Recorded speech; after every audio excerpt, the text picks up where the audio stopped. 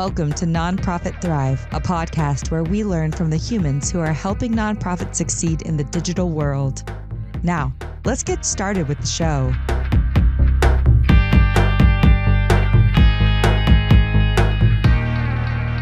Welcome. I'm Ben Freda, host of the show where we share the stories of leaders in the nonprofit space, the people behind the organizations, the foundations, the companies that help nonprofits change the world on the web. Past guests include Wendy Davis, who chatted about her book, The Fight You Don't See, which was about her campaign for the Utah House, where she barely fell short by 78 votes of flipping her district blue for the first time in a decade. We also spoke with Debbie McCann of W Foresight, who gave us a primer on the ups and downs of software selection for nonprofits. So, for instance, you're a nonprofit and you need to figure out which CRM to use, which donation software to use, what grant software to use. How do you do that? Really interesting episode. She took us through the pros and cons of doing different options for doing that. Before I get into today's guest, which I am super excited about, I'm going to let you know that the podcast is sponsored by the folks at BFC Digital. At BFC Digital, we help nonprofits thrive on the web. If you work at a nonprofit or a foundation or another type of social change organization, I'm sure you know that unless you're doing a big, chunky project with a budget in the tens of thousands of dollars, it is very difficult to find reputable, responsive, friendly web help to get your website issues taken care of. That needs to change. At BFC Digital, we help our clients succeed on the web by being the web colleagues you wish you had within your organization. We can help you with fixing your bugs, evolving your web presence, designing new campaign pages, integrating that new donation system that your fundraiser is so psyched about. And we can do it all without ever asking you to fill out a support ticket. Go to bfcdigital.com to learn more. So for today, I am tremendously pleased to have somebody on the podcast who is very near and dear to my heart. I work with this person nearly every day because we work at the same company. I've been wanting to feature him on the podcast for a while. He is a support manager at BFC Digital, which means he does a whole bunch of stuff. He does project management. He does account management. He does communication with the nonprofits we work with. And he's also a web developer on top of it. An amazing person. He's all of those things rolled into one. My guest today, his name is Ben Reinhardt. Ben, thank you so much for joining us. Hi, it's me, the friendly folks at BFC Digital. I know, right? It is funny to have on the podcast somebody who I am so comfortable talking to. I mean, I've spoken to you so many times. This feels like just another Zoom. I know. We do this quite a lot. And I was thinking about it beforehand. I was like, oh, is this going to be weird because it's recorded? And then you started, I was like, no, it's not. It's really not. It's going to be fine. It's going to be normal. So I'm going to ask you some questions. I sort of know some of the answers to this because we've worked together so much. But for the people who are listening, I think it'd be great to sort of start with the classic stuff. So where did you grow up? And what did you want to be as a kid? And we'll talk about how you got into what you're doing now. Yeah, sure. So I live in Massachusetts now, but I'm from New Jersey. I spent most of my life there, and maybe someday we'll get back to it. But when I was a kid, I don't know that I had a particular direction. I think I was flitting around, and I eventually fell into some arts and stuff. I was interested in drawing. I didn't pursue it. The first thing I really pursued with any tenacity when I was growing up was music. I started playing guitar and stuff like that, and I really enjoyed it. I had friends who played, and that was a great time. And for a long time, that I think, especially into my early teenage years, I thought maybe that was what I was going to do. I was going to be in a band or something. My parents were kind of interested in me going to music school because it was cool, but I didn't want to train in music. I just wanted to play in punk bands and stuff. And but as time went on, I realized that wasn't really happening, and I didn't have the right temperament for it. I didn't have the right maybe discipline for it, and I also didn't want to spend all my time in a van. That sounded pretty unpleasant to me, so I didn't really do that. And so when it came time to graduate high school, I was still interested in guitars, and my parents found this program that was fixing guitars. It was like a vocational school run out of a guitar repair shop. Really? New Jersey. Oh, Yeah. I didn't know that. Oh, Yeah, this yeah, is yeah, interesting. yeah. When I graduated high school, I went to be a guitar repair technician. It's called a luthier. It's, from fixing lutes. Stringed instruments was You're kidding. The yeah. So technical technically I have a certification that I haven't done it in a long time, but I do. And I had this box. I mean, it's like $3,000 worth of specialized tools that I used to have. And I did that for the internship, not the internship, the teaching period of that, the learning period of that was about 6 months. And then I spent about 7 or 8 months working at a guitar center, just fixing guitars and stuff. And I kind of liked the work, but I was only really 19 at that point, and just because of the circumstances, I was kind of running the shop, and I wasn't prepared to do that. I Right. really didn't have the skills needed to like manage something like that, and the whole thing kind of fell apart on me. I decided to leave. It wasn't really working, and I went to community college. I got in my head I wanted to go to community college. I hadn't really had college aspirations, and when I got there, I was in science for a little while. I thought I wanted to do something with science, maybe biology, astronomy, and I ended up sort of weirdly falling into the literature community, which was not where I ended up, where I thought I was going to end up. Interesting. And I got really into it, and I started getting really into writing fiction, and I was super into it. And for about 10 years, I was like really, really, really adamantly pursuing it. Went to graduate school and all this kind of stuff. And after all of it, I think, you get kind of fatigued, and the difference between 20 and 30 is in terms of age is so different. What you want, who you are, what you've gone through, Sure. what you have the patience for, what seems practical, and really changed. So I kind of left graduate school, and I thought, I don't know, I'm kind of burned out on this. I don't really feel like the same person. I feel like Mm-hmm. it was, that world, the world of arts can be kind of disorganized and a little frenetic and frenzied. And I was a little exhausted, and I thought, I don't know, I got to find something else, but I wasn't sure. And I was like, maybe I'll go into teaching, something like that. And I, got a call from my, friend of a few years at that point, Shay, who works with us and who had started with BFC before I did by, I don't know, maybe like a year or something like that. And she said, hey, we're kind of looking for somebody who can help with some basic maintenance tasks for the stuff we do. And would you be willing? I can train you up to do all that. I said, sure. Because I remember it being a pretty, at the beginning, it was just kind of very, very part-timey kind of thing. I thought, if I like it, I like it. If I don't, I don't. And I ended up liking it and wanting to stick around. And I think for me, the attractiveness of it was so different from what I had done for so long that it felt kind of fresh and new and exciting. And I didn't feel the kind of anxieties like, oh God, it's, there's so much weighing on me about this. And I spent so many Mm-hmm. years trying. It was this really new thing where I was using such a different part of my mind and my personality and my interests. And it was so much more organized. It was like I could really kind of rely on systems we had and tools we were using and schedules and all these kinds of things. And it was actually in some ways, as difficult as it was in some ways to transition between such different fields, it was almost relaxing in some ways because it was a much more predictable world I had sort of walked into, and I really Mm-hmm. came to appreciate that a great deal. Um, but it was in many ways, getting the initial, kind of very small job I had here was was really the first major foray I'd had into this kind of work. I mean, I dabbled with it in school a few times. I'd taken a few classes here and there. It wasn't like the first time I'd ever seen the stuff, but it wasn't anything I'd pursued with real intensity in any way. It was kind of, early when I was poking around at things in middle school, take little classes, or in high school Right. or community college, I would take like a little thing. Um, but this was the first time I'd really been like, okay, like what does this world look like? What does this work look like? What am I going to need Mm-hmm. to know?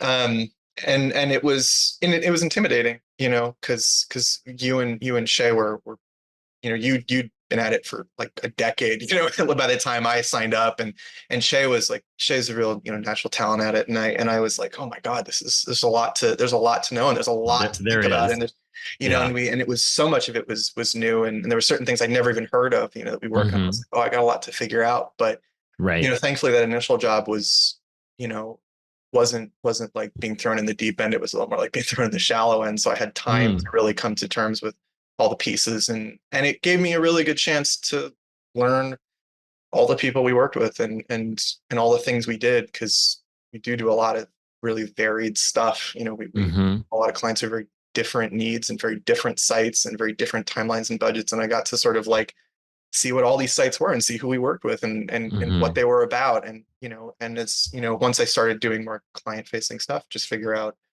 who they were and why they were doing it and how to have certain conversations and things like that. And it was, I've been with the company 4 years now, and every day is kind of some kind of learning experience. And I think initially that was anxiety provoking in some ways, because new stuff is always a little scary. But as I've come into it, it's been like, it does do that thing where it kind of switches over into more exciting, or even just like, hey, part of the job is, sometimes you just got to learn something new, and it's not a big deal. And I've come to really appreciate that about what we do. That's interesting. I love that story, because we talked about this before recording, but all of our clients are accidental techies. Yeah. Yeah. All of the people who are not, I'm probably forgetting one or two people who actually were trained in. Yeah, there've been a couple people who've been really savvy. Yeah. Yeah. A couple who got a degree in CS or something like that. But, but your journey is so similar to so many people we work with, being thrown into the deep end, having to learn the technology. What is a server? What is GitHub? What is, what is HTML versus CSS versus JavaScript versus coding, all that kind of stuff. So it's good. I'm sure when people write to you with like frustrations on their site, you're like, I've been there, man. Yeah. No, exactly. And I might be jumping the gun on this a little bit, but I do feel like, initially I felt like it was a huge weakness to have come into this field from such a different field without computer science degree, without, having built my own websites for fun in the past. And, there's a lot of people out there who are extremely talented at developmental work. I mean, they just know everything there is to know about what they're working with. And it's incredible. I mean, it's really impressive. And I was like, oh man, like, I don't know, maybe that's not, maybe I'm in the wrong area. Maybe I just like can't really get there. Maybe I should have, thought better of this. But as time has gone on, I've kind of thought of how I started this job as more of a strength than anything else. Because I don't assume anybody knows anything, because I didn't really know anything. and like, I mean, it's a little silly, and I feel like I'm kind of outing myself. I'm showing my hand a little bit, but I do feel like it's easy in the tech industry because it's so complicated for people to come in. And it's like talking to doctors, right? I mean, sometimes you're just like, I don't know what you're talking about, and you don't know how to bring it to me, because you don't know how to dumb it down, and I'm not smart enough to know what you were saying. And I feel like the tech industry can be like that. There's a lot of assumed knowledge out there. There's a lot of people who are really, really smart and really knowledgeable talking to each other in a language that's their own. And you go to look at it, and you go to research, and you're like, what on earth are they talking about? It's impenetrable. And so having to learn a lot of that stuff really the hard way, just sitting down and crunching it out has really, I think, helped me make sure that people we work with know what I'm saying and know what I'm asking, and know that what they're asking for is being understood. And I can sort of be like, are you talking about doing this? And changing the language as needed, because the language isn't clear. I mean, most people we work with, I can't do the techno mumbo jumbo with them, because it doesn't mean anything. And it doesn't have to mean, it shouldn't mean anything. That's not their industry, most of the time. And I think that that's sort of uniquely positioned me in some way to be really good at explaining stuff that is otherwise not particularly understandable to most people. That just clicked for me, because I've always been, we talk about this sometimes, but you are really the great communicator on our team. Like, you are the one who understands what people are saying. You're the one who can communicate in a way that's like very clear and kind and friendly, and not short or clipped the way that a lot of sort of technological communication is done. And honestly, that is like so important to our clients, and a lot of why we get the feedback that we get is that kind of communication style. And it never really clicked for me that you were a writer trained for 10 years.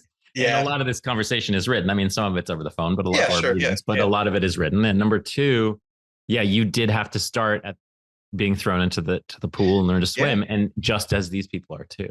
Do you have any other, just in terms of your communication style, and things you try and do when you're communicating with nonprofits or people who need help, any other guidance or principles? It's interesting, right?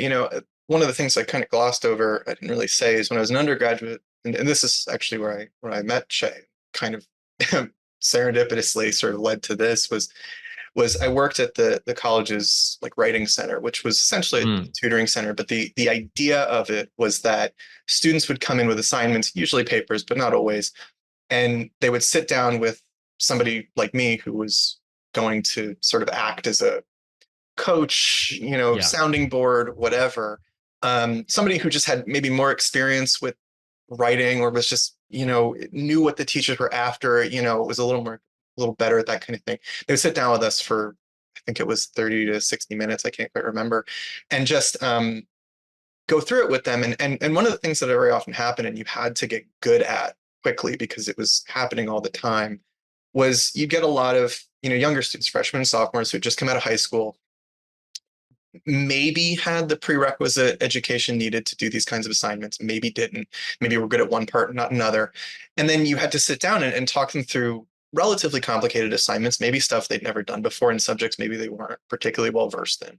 And then, and stuff that was like really technical, sometimes like citation styles that just stuff that's not fun and it's hard to figure out, and all kinds of things. And you'd sit down, you'd read their paper, you'd go through it with them. And then very oftentimes you would have to adjust yourself to whatever language they were best going to understand. And that could be anything, right? Sometimes people really were responsive to like the technical details of like why this should be structured this way. And they were like, oh, I do this, then this, because that, and then some people were like, I can't even understand, like, and I'd have to switch to visual models, or I'd have to be like, all right, like, let's scrap all this and like, let's start really basic. And like, let's just talk about like principles of an idea, or like, let's just go completely like, there's people who like, you just had to give them some kind of like relevant metaphor, and they were like, oh, it's like this. And you're like, it's like that. And they're like, oh my God, that makes so much sense. And so you had to on the fly get really good at saying, if somebody didn't understand something, that's not their fault, that's my fault.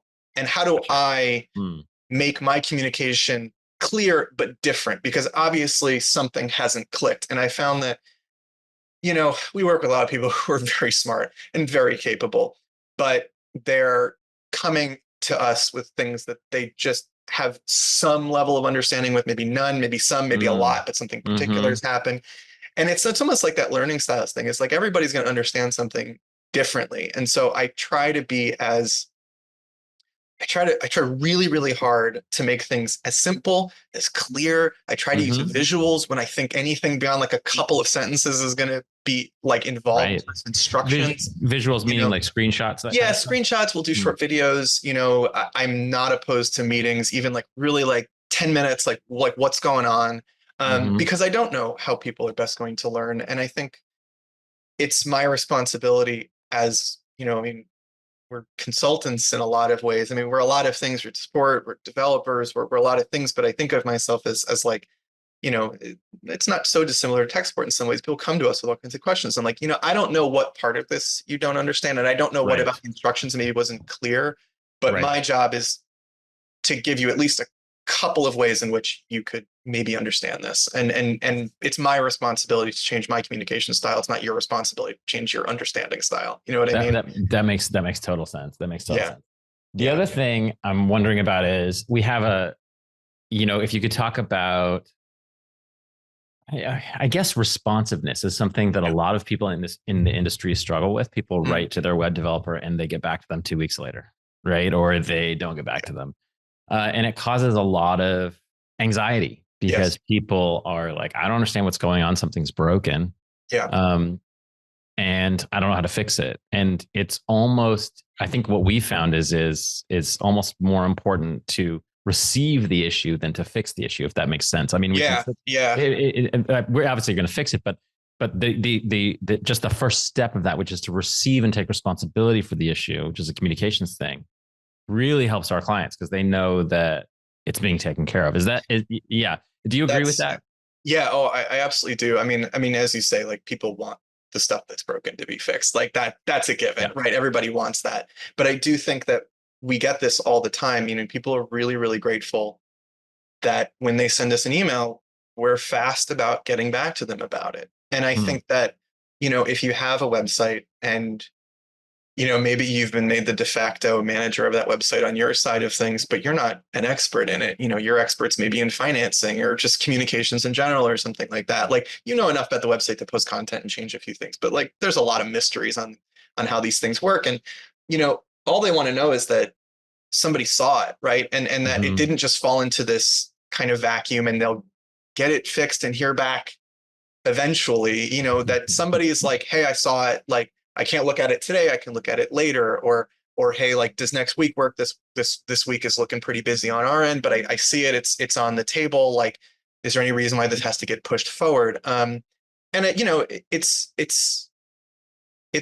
from my end, I don't think it's something that's hard to do. I mean, I feel like compelled to be like, oh, somebody needs something. At least they should know I saw it. It's that thing like when you go to a cafe or something and somebody's doing something in the back. It's nicer when they're like, I'll be with you in a second. Than if they don't just say anything, you don't even know you're there. It's almost like a politeness thing. I mean, people feel like they contacted somebody and that person saw it. And it's comforting, I think, because it means we're being attentive, and it means that like their requests aren't just falling away into nothing, and it landed. And I find that 9 times out of 10, people are extremely flexible. If they're like, hey, we have this problem, can we get it fixed? And I say, yeah, I can, but I can't do it today. Is tomorrow okay? Or is 2 days from now okay? They're like, oh yeah, that's fine. Usually very, very often the issues are not super critical. They're raising them because they are issues, and they just want to know that they're going to get fixed, and they want to know what time frame they're going to get fixed. And I think maybe this is true of more traditional companies, but we work with mostly, nonprofits now. It's like, there's a lot of people they're talking to and answering to in meetings, and everybody wants to know, is this getting fixed? People are saying something. And if somebody we're speaking with can say to that team, like, oh, I've contacted, they know we're going to have a fix by Tuesday or something like that, it tends to calm people down. They just want to know something's happening. Stagnation is, I think, what causes a lot of anxiety. And I think you get a lot of it in the tech industry for whatever reason. I don't know what that is, but it seems to be pretty common. Totally. I mean, a lot of people who have to deal with support ticket systems, for instance, they drop something that's a support ticket system. They get an automated response that the computer has seen it.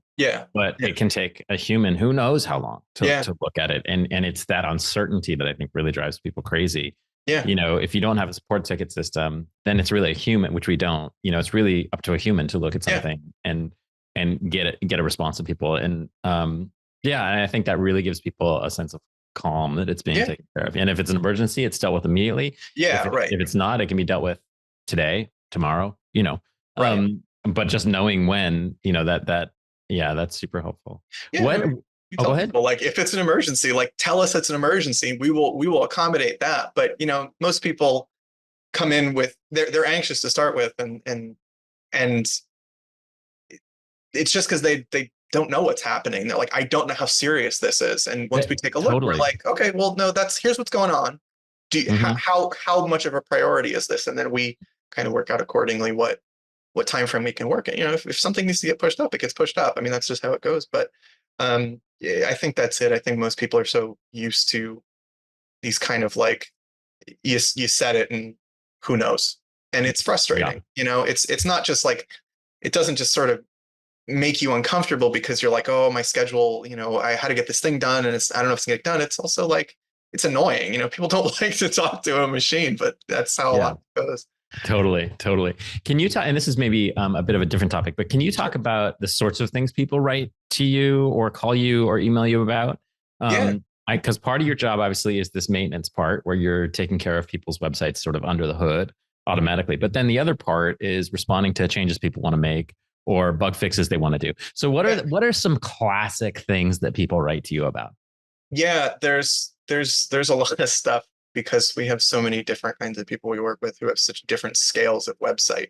So one of the things I get frequently from one of our clients is, they have a lot of resources on their website, and sometimes they upload the wrong PDF, or they upload a PDF and they realize it was a typo and they got to change it. And just because of the way certain things work, it's like, oh, can you swap this out for us? We just don't have the time, and it's like, it's really as easy as being like, they just want to change the file, and it's like, they're paying us to do it, and they don't have the bandwidth for whatever reason, and that's fine. We'll do that. I do talk to people a lot about they have ideas internally about where they want to go with the site in the future, maybe 2 months, 6 months, 2 years, 5 years.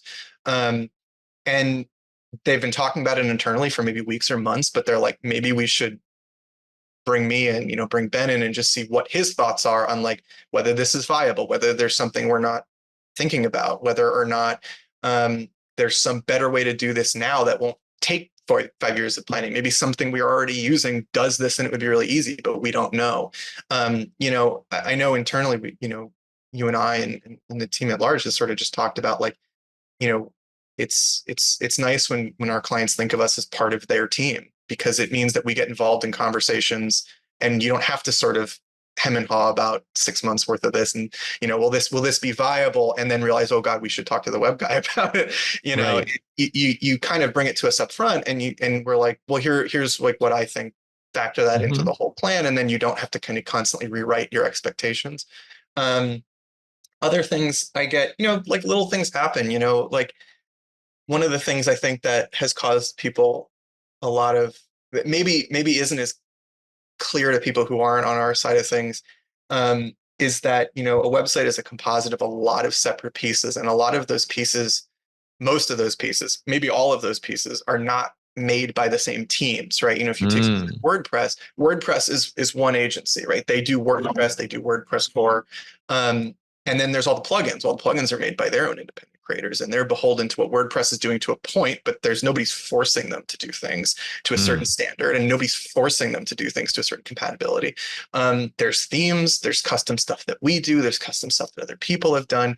And so, and there's the servers, there's like so many, there's email systems, there's so many pieces. And at any point, these things they're all moving targets, right? And they're all changing at different rates. And so things happen almost randomly sometimes. It's like all of a sudden emails don't send and you're like, nothing has changed. Something has changed, but it's like, what in those pieces has changed? And so people come to us all the times with these kind of like almost anomalies. Like, we haven't pushed any updates, nobody's done any custom things on the site, and all of a sudden something's broken. And you're like, well, what is it? And then we go in and we dig around and we find, this server changed some policy that like wasn't really, we weren't alerted to, or like, something about, MailChimp has changed and it wasn't clear that was going to happen, or there's a bug, something got pushed out accidentally, or, the server went down, but like they didn't get a notice, something like that. There's all kinds of things. So get these like little weird anomalous things that happen, and we kind of go and we do just kind of investigative work. I find that with some frequency, I'll do that kind of thing where it's like somebody's like, what's going on? And either we're like, oh, this particular thing has happened, let's resolve that. Or, even sometimes we're like, that's, I'm not shy about being like, I don't know what that is. Like I will figure it out. Like I'm on it. But, I think it's, people, they come in, you're like, what's going on? And you're like, I agree. That's crazy that's happening. Weird.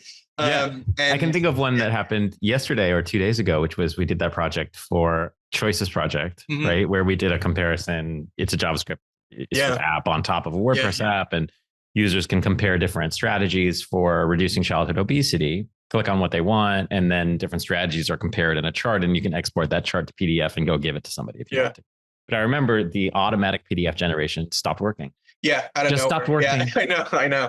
And no one did anything. We didn't do anything, but I don't know how you fixed it. Yeah, no, there was a change. It was one of those things. It was like, it was a confluence of a couple weird things. There was a very basic update that had gone through, but due to something in, like, there was a bug with like WordPress's, like, how the plugin library works, that files had been deleted, like sort of unexpectedly. Like I contacted the developer and they were like, they should be there. That's not right. It was a matter of just, fresh install resolved it, but it was like, you never know. They didn't even know. And it's their thing. That stuff happens. Like that happens. Like I said, it happens. It's a lot of moving targets, and oftentimes the bigger the website, the more moving targets there are. And, it's something that you have to be aware of. And it's something you have to be ready to just kind of dive in and be like, all right, let's just take the system from the bottom and see what's going on. So I get a lot of that kind of stuff. And then there's just general support requests like, hey, we're trying to build a new page. We have a big event coming up. What, we made a mock-up, a very basic one. Is this something you can help us build? And, almost always it is. Very rarely I'm like, we really can't do that. But they'll come to me with their kind of plans, and we just go through an implementation of whatever they want to do. And that's templating, styling, new functions, all that kind of stuff. It's and then, estimates. And like you said, we have to kind of, there's a lot of helms to be manned, but, coming up with like how much it's going to cost, what are your timelines, all that kind of stuff. And the real project management side of things and trying to set expectations beforehand so that people kind of know what they're in for. A lot of that. Yeah, that's another thing that I think where your communication style comes into play is people do come to you a lot with, hey, we want to do X. We want to create a new resource library on our website, for instance. We want it to be filtered by these 3 attributes. Are we talking about a 5-hour job or a 50-hour job or a 500-hour job? I mean, a lot of people don't know, and it can be really hard to determine because it can depend on the type of systems you already have in place. How is your site already built by somebody? Are you using Drupal? Are you using WordPress? Are you using Joomla? Are you using this other system? Blah, blah, blah. It can be a 5-hour thing on one system and a 50-hour on another, depending on how it's been built. But people do that. I'm sure your communication style comes into play there too, because you're like, it's good to sort of understand how that stuff is so opaque. I mean, it's so opaque. Yeah, stuff like that can be really complicated, and people often tell me, they're like, I don't know what's involved. Like, tell me what's involved.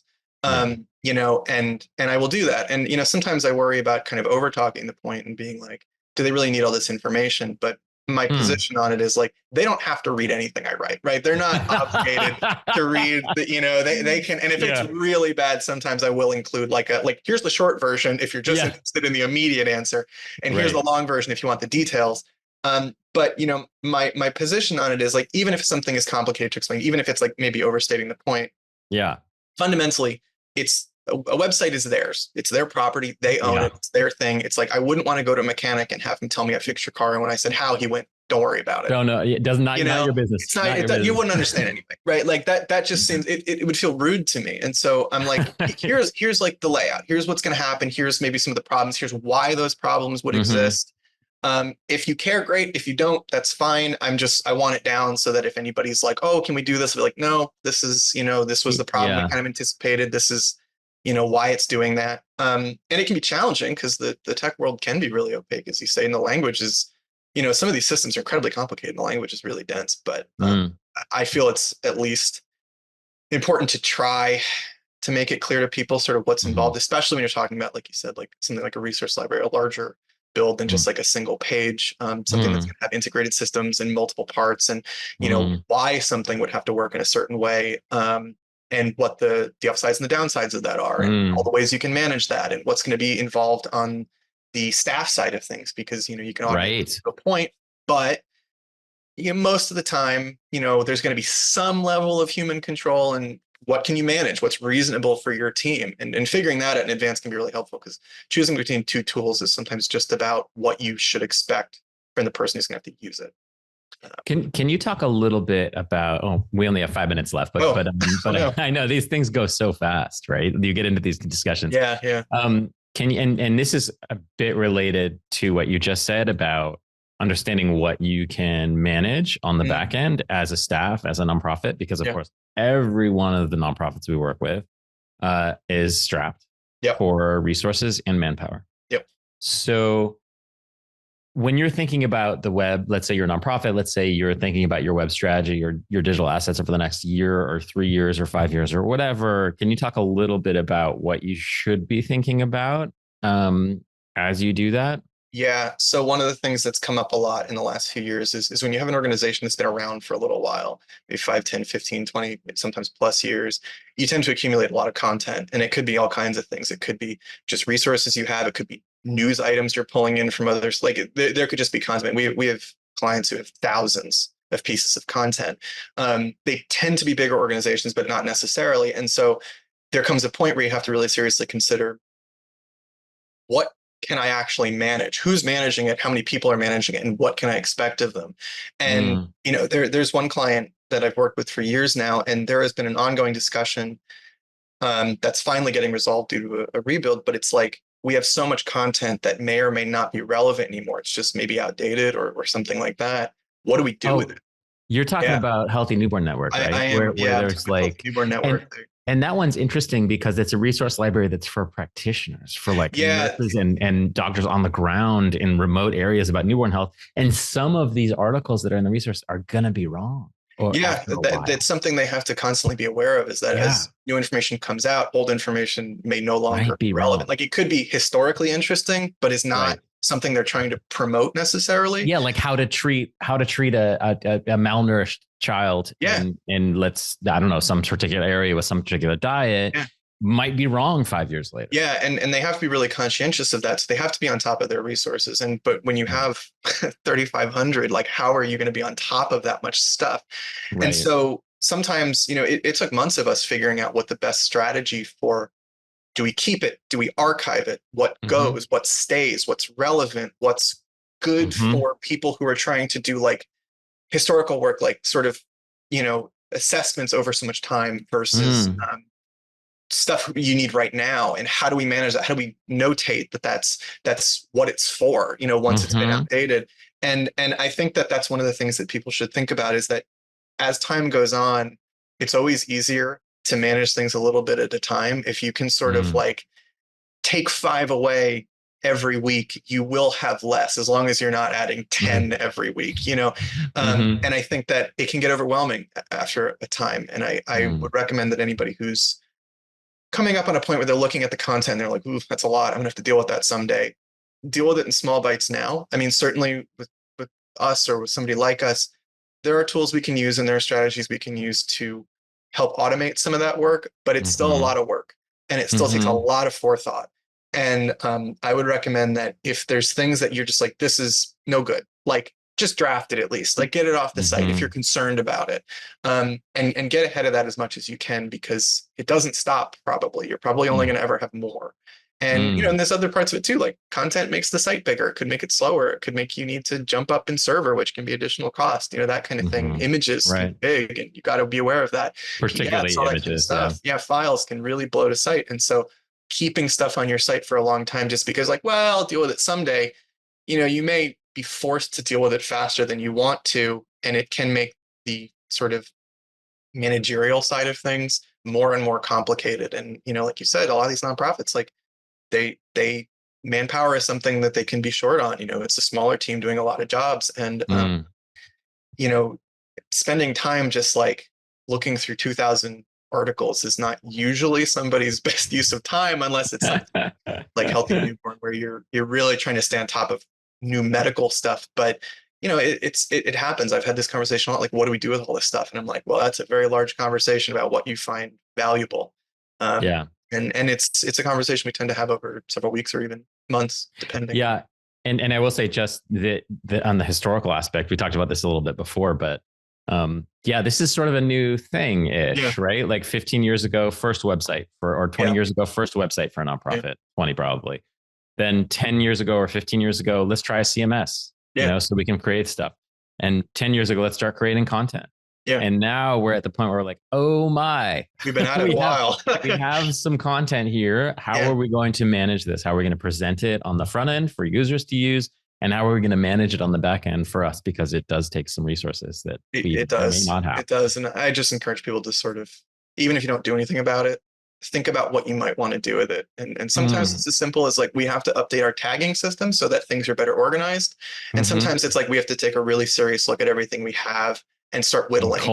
Cull the herd. Yeah, pretty much. That's my big one that keeps coming up. I keep seeing more and more people like, boy, we sure have a lot of stuff and we don't know how to deal with it. And I'm like, yeah, okay, well, let's sit down and we'll talk about it. Yeah, interesting. Listen, we could talk about tons of stuff. This could go hours, but can you just tell people who have listened to this how they can find out more about you and or get in contact with you? Yeah, I mean, I think the easiest way is to work with us at BFC Digital. That's a sure way to get to talk to me. I love that. There you go. I agree. I can't disagree with it's a little shameless, but it is true. But yeah, if I mean, should I give out my work email? Is that appropriate? Your work email, your personal email, your band website. Oh, I don't have one of those. Oh, no, you're writing. I haven't done anything in a while. I am working on something in my free time, but it's just. Where can people find more? Okay, let me ask this question again. Yeah. How can people find out more about your writing? Oh, there's really none of it out there, honestly. Oh, come I mean, on. there isn't. No, I published something a long time ago, but I hesitate to throw it out into the wild. Don't worry about that. Maybe someday. I do drawings and stuff too. Maybe someday I'll throw that up here so people can see it if they're interested. Yeah, do it. Yeah. But I think if people are interested in asking me any questions in particular, I'm Ben Reinhardt, BenReinhardt at benfredaconsulting.com, which is our former name, and I haven't updated my email. But yeah, I'm happy to answer any questions people have. I like you said, I'm kind of the de facto communicator on a lot of things because I like doing it. So I'm happy to answer questions and go into stuff and talk about what we do. And we've talked to people sometimes who's just like, we got a problem. Like, is this something you can fix? And I'm like, no, let me take a look and I'll let you know, and we'll see what we can do. And someday we'll put up a page on our website with everything you've ever written. Oh God, no! I'm really pressing on this. I don't know why I'm pressing on this so much. I think you're just topically interested because you've never been able to see it and you want to know what it's like. You're absolutely right. Listen, thanks so much for doing this. I really appreciate it. It's been super fun. Let's do another one of these another time. Yeah, sounds good. But really appreciate it, man. Yeah, no worries. Thanks for listening to the Nonprofit Thrive podcast. We'll see you next time, and be sure to click subscribe to get future episodes.